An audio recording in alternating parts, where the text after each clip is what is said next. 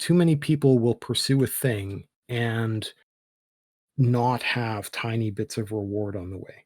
So say for example, you want to save money. If you have a credit card debt, you're broke.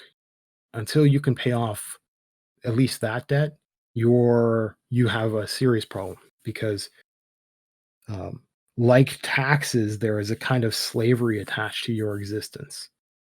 If you've got a credit card debt, there's just another bill, but you get nothing out of it. And so if you want to pay off a credit card debt, the reasoning is, well, you would stop spending money and you would put all of your money towards that credit card. And that would work. But that's kind of like having a crash diet, right? It works if you just stop eating the junk food. But the problem is maintaining that level of effort is challenging, and there's still the problem of having little rewards and feedback and stuff like that. So in a diet, cheat days are a thing. And if you schedule the cheat days so you can look forward to them, and that helps toughen you out. So if it's like if you get to have a slice of whatever the heck on Friday, and or that's kind of an extreme example, you can look forward to that on Thursday without breaking down and cheating on Thursday. That extra day is there.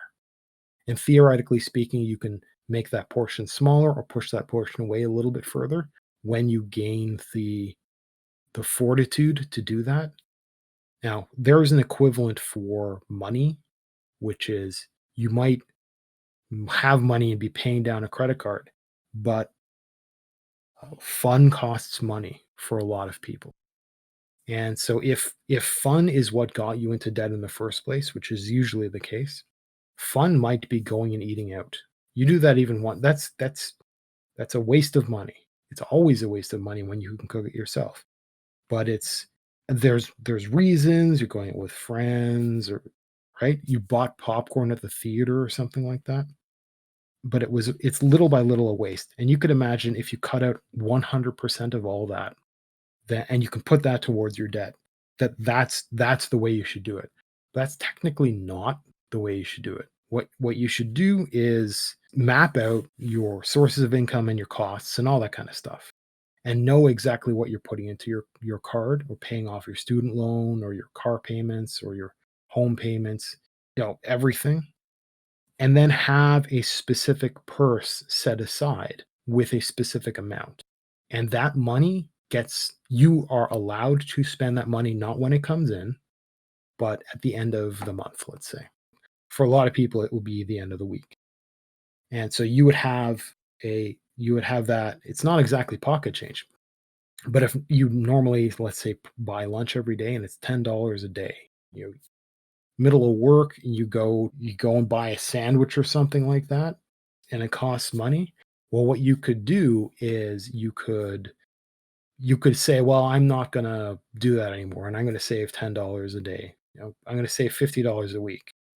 And you can start thinking in terms of that. It's like, well, $50 a week, really?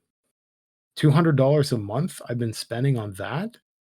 And you might think, okay, well, I'll stop doing that. Now I'll have that and I'll spend it towards my debt. And that would work. But what you could do is you could set things up so that you're not buying you're not buying lunch. Like you do something else instead, which still costs money, but it costs less than that. Make Cooking from home still costs money because food costs money.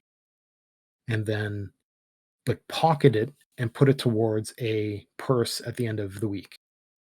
So maybe you would half your cost, probably a lot less, by making lunch at home. But you would take some of that savings and you would put that towards your end of the week thing. And then, so maybe you spend $20 a week on making lunches, pasta or something like that. Whatever works. And make your own sandwiches at home. But you also have $20 that you set aside at the end of the week. So you're spending $40 a week instead of 50. But you get that 20 as one big lump, as one reward, and it's really significant.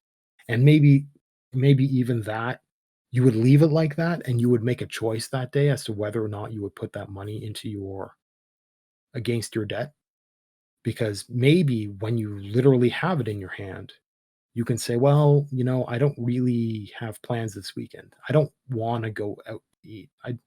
Don't really need to do anything with this money." And you could think to yourself, because you've learned this, well, that represents another $20 a week. That represents another $80 a month that I could be putting towards my debt, right? So from 0 going towards your debt to $10 a week going towards your debt to to the choice of you making it quite a lot larger depending on what your mood is.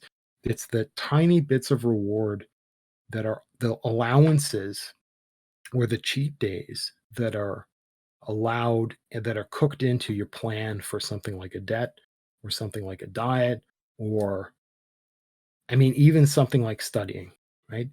If you have a scheduled break to look forward to, then you can push through, then you can keep your concentration for longer, knowing that a particular time is coming up for you to take a break for lunch or for you to go and have a shower and switch to another course load to study instead, or in the particular case of this show, in the next couple of minutes we're coming up on a known break, so I was actually able to push and have concentration for the amount of time I had, which was 15 minutes, knowing that I had a very specific spot where I could pause and a very specific length of time where I can take a break.